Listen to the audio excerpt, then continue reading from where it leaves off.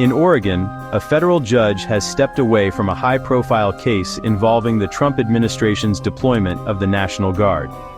This move spotlights the importance of not just fairness, but the appearance of fairness in the judiciary. Recusal, when a judge removes themselves from a case, protects public trust by avoiding any hint of bias. The lawsuit filed by Oregon and Portland challenges the federal government's authority to deploy troops in the city. Judge Michael H. Simon was assigned the case, but his personal life complicated matters. His wife, a prominent public figure, has been outspoken on this very issue. To maintain the court's integrity, Judge Simon recused himself, not as an admission of bias, but to uphold public confidence. This decision underscores the ethical standards judges must meet, especially in politically charged cases. It's a reminder, judges are human, and their personal lives can intersect with their duties.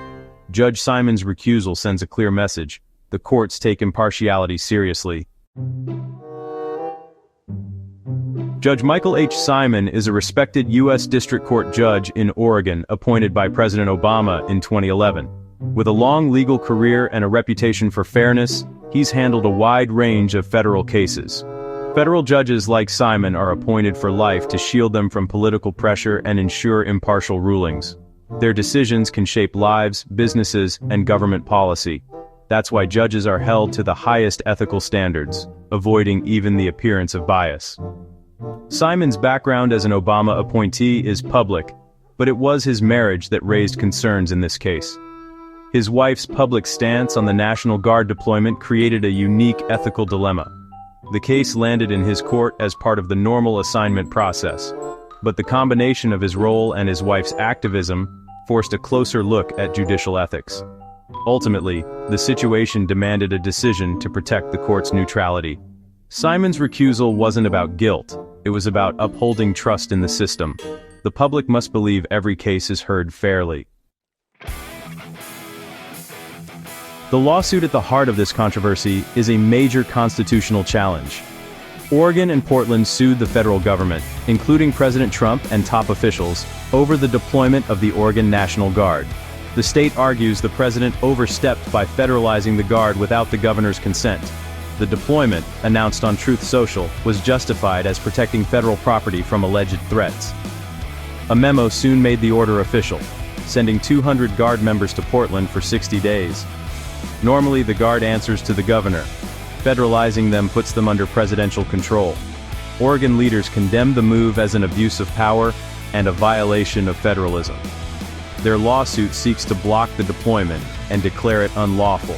At stake, the limits of presidential power to use military force on U.S. soil.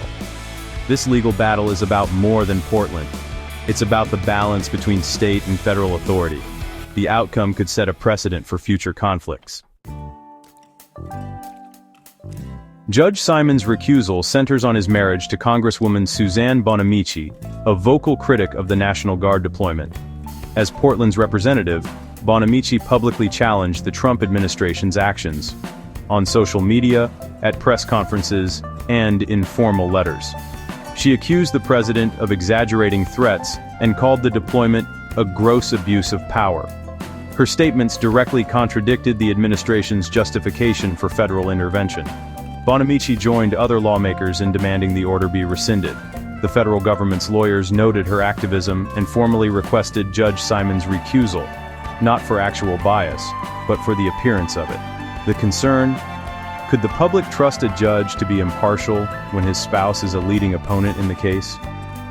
Simon faced a difficult choice. Stay on and risk undermining trust, or step aside to protect the court's reputation. His decision was about preserving confidence in the judiciary. The case highlights how personal relationships can create real ethical challenges for judges. Judge Simon's recusal was a proactive step to protect the integrity of the legal process. Judicial recusal is required whenever a judge's impartiality might reasonably be questioned. It's not about what the judge feels, but what a reasonable person might think. In this case, Simon's wife's public opposition made recusal necessary to avoid any doubt. Had he stayed, any ruling would be clouded by suspicion, regardless of the outcome. Recusal keeps the focus on the law, not the judge's personal life. The judiciary's legitimacy depends on public trust in its fairness. By stepping aside, Simon reinforced that trust and set an example for ethical conduct. The new judge can now hear the case without any shadow of bias. This episode shows the self-policing nature of the courts. Justice must not only be done, but be seen to be done. That's the foundation of democracy.